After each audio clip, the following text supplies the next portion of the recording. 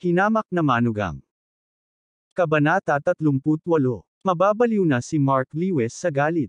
Isang security guard lang ang nang-ahas na utusan siya sa harap ni Ming Nooran. Ito ang nagparamdam sa kanya na parang nalaglag ang kanyang mukha sa lupa. Galit na galit si Mark Lewis kaya namula ang mukha niya. Galit na nagmura siya. Sabihin mo ulit.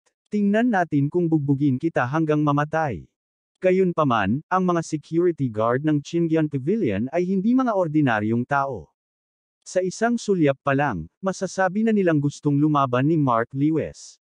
Agad nilang inilabas ang kanilang electric baton.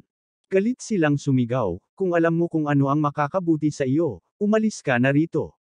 Kung maisturbo mo ang aming bisita, kailangan mo talagang pasanin ang kahihinatnan. Nang makitang kikilos na ang magkabilang panig, agad na humakbang si Wang Yifeng at ang binata sa tabi niya para pigilan sila. Hindi man lang sila tinignan ng mga security guard sa kanilang mga mata. Ibinaba nila ang kanilang mga baton at itataboy na sana sila. Nang malapit nang lumapag ang electric baton kay Mark Lewis, biglang nakita ng isa sa mga security guard si Alex Dixon, na nakatayo sa likuran ng karamihan. Natigilan siya, at biglang nagbago ang mukha niya. Napatigil siya sa gulat at mabilis na hinayla ang kasama. Itinaas ng isa pang security guard ang ulo at nakita si Alex Dixon. Agad siyang natigilan. Itong walang kwentang binata. Hindi ba't siya ang panauhin na personal na binigyan ng VIP card ni Director Lee noong isang araw? Ang dahilan kung bakit hindi sila tumanggap ng mga bisita ngayon ay dahil gusto ni Director Lee na ihanda ang mataas na pamantayan para sa pagtanggap sa mga kaibigan niya. Muntik na niyang masaktan ang isang kagalang-galang na panauhin. Nagmamadaling iniligpit ng dalawang security guard ang kanilang mga electric baton. Kinabahan sila kaya namutla ang kanilang mga mukha. Mabilis silang naglakad pasulong, nagbabalak humingi ng tawad. Sa sandaling ito, tumingin sa kanila si Alex Dixon at ikinaway ang kanyang kamay sa likod ng karamihan. Natanggap na ng Chingyang Pavilion ang lahat ng mahahalagang panauhin. Sanay na ang mga security guard na makasalubong ng mga big shot, kaya agad nilang naintindihan ang ibig niyang sabihin. Hindi nila dapat ilantad ang marangal na pagkakakilanlan ni Alex Dixon. Kaya naman, huminto sila sa kanilang mga tinatayuan at tumayo sa harap mismo ni Mark Lewis. Sumigaw si Mark Lewis, gusto mong makipag-away sa akin. Sinulyapan ng security guard si Alex Dixon at mabilis na sinabi kay Mark Lewis.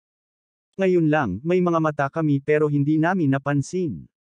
Hindi namin akalain na ikaw pala ay isang young master from the Lewis family of Jinling City. I am sorry para magalit sa'yo. Handa nang gumawa ng hakbang si Mark Lewis, ngunit hindi niya inaasahan na ang security guard na ngayon lang ay minamalas siya, ay magkakaroon ng ganoong kalaking pagbabago sa ugali. Natulala siya on the spot. Young Master Lewis, kaming dalawa ay hindi ka kaagad nakilala. Sino ang hindi nakakaalam ng pangalan ni Young Master Lewis sa Jinling City? Wala kaming mataas na posisyon sa Jinling City. Hindi pa namin nakikita ang mukha ni Master Lewis. Kaya di namin agad nakilala, patawarin mo sana ako, Young Master Lewis. Panay ang pambobola ng dalawang security guard kay Mark Lewis, yumuko at humingi ng tawad. Sa katunayan, hindi nila kilala si Mark Lewis. Akala lang nila ay kaibigan ni Alex Dixon ang grupong ito ng mga tao. Narinig ito ni Mark Lewis at napangiti. Nagkunwari siya na big shot at winagiway ang kamay. At least alam mo kung ano ang makakabuti sa iyo. Kalimutan na natin ang bagay na ito. Sa susunod kung hindi mo pa rin ako makilala na Young Master Lewis, mag-ingat ka ulit, kung hihilingin ko sa amo mo na tatanggalin ka. Ang dalawang security guard ay nagmamadaling tumango at sinabing, oo. Ang kanilang mga ugali ay hindi mapapantayan. Natuwa si Mark Lewis sa kanyang puso. Kinawayan niya ang kanyang kamay at sinabing, hali na kayo, pasok na tayo. Pagkasabi niyon ay nanguna na siya at pumasok sa hall. Hindi inaasahan ng iilan sa kanila na ganoon kadaling mareresolba ang usapin. Sinundan lang nila si Mark Lewis sa hotel. Tumayo ang dalawang security guard at nagkatinginan, tinawanan ang likod ni Mark Lewis. Akala talaga ng batang ito ay siya ang sikat na Young Master Lewis ng Jinling, hindi pa nila narinig noon.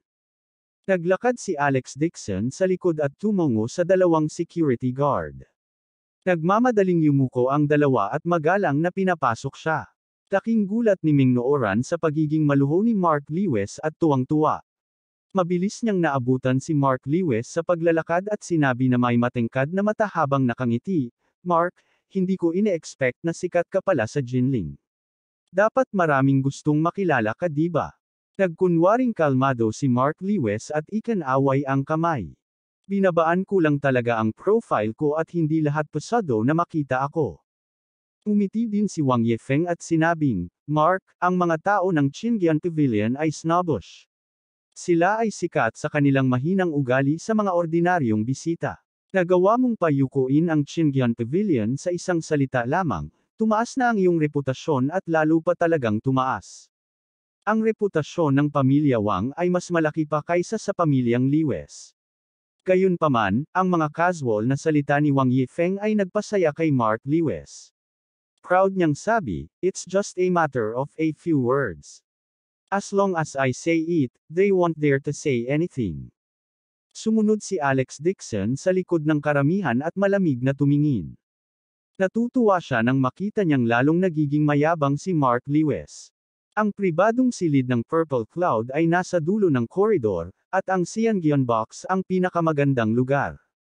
Isang grupo ng mga tao ang dumaan sa paikot-ikot na koridor at nakitang nakabukas ang pangunahing pinto ng Siangyeon Box. May dalawang waitress na nakatayo sa may pintuan. Ang loob ay lubhang maluho, at ang mahogany round table ay puno ng masasarap na pagkain at alak. Nang dumaan ang mga tao, hindi man lang nagtaas ng talukap ang dalawang waitress. Hindi napigilan ni Ming Nooran na bumulong, maging ang mga istante ng mga waitress ay napakalaki. "Hindi ko talaga alam kung anong uri ng mga natatanging bisita ang darating ngayon sa Siangyeon Box."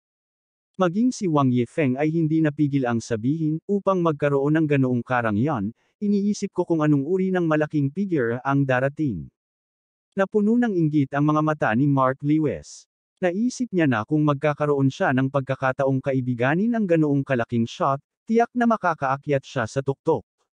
Sa pangunguna ng waiter, dumating ang grupo ng mga tao sa private room ng Purple Cloud sa dulo ng koridor. Kahit na ang lokasyon dito ay hindi kasing ganda ng Siangyeon Box, ang dekorasyon ay mas simple din.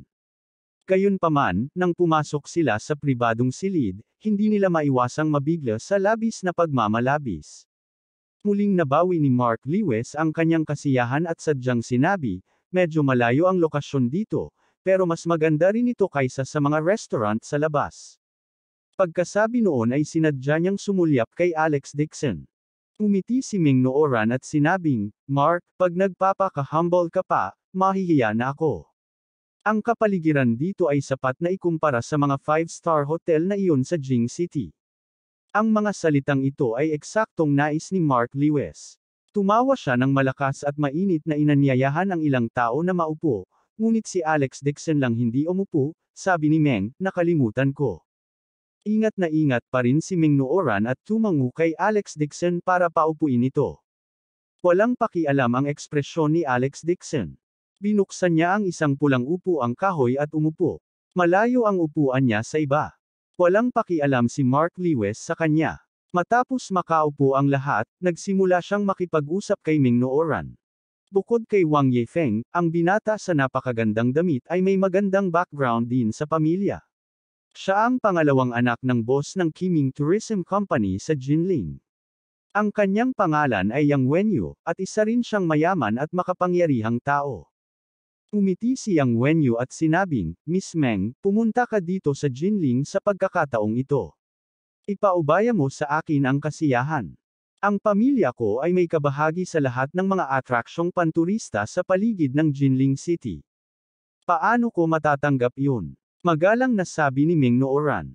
Tumawa si Mark Lewis at sinabing, "Nooran, huwag kang magalang. Ang kanyang pamilya ay hindi lamang nagpapatakbo ng isang kumpanya ng turista, ngunit namumuhunan din sa kanilang mga tourist attraction na hotel." Umiti si Ming Nooran at tumango, iniisip na ang Lewis family ay talagang pambihira.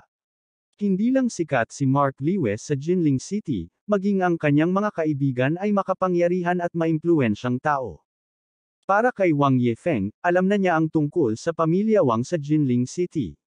Ngayong malapit na ang kasal sa pagitan ng mga pamilyang Wang at Liwes, doble ang kapangyarihan ng kasal. Maliwanag at walang limitasyon ang kinabukasan ni Mark Liwes. Ibinaling ni Meng ang kanyang magagandang mata at sinulyapan si Alex Dixon, na nakaupo na napakalayo sa kanya. Hindi niya maiwasang mapabuntong hininga sa kanyang puso. Noon, akala niya ay lalakas si Alex Dixon, ngunit hindi niya inaasahan na magiging ganito siya pagkatapos ng 3 taon. Parang limitado lang talaga ang kakayahan niya. Kahit na siya ay naging matrilocal son-in-law ng Liwes family. Isa lamang siyang ordinaryong tao, hindi niya maabot ang mga tagumpay ni Mark Liwes sa hinaharap. Abangan ang susunod na kabanata.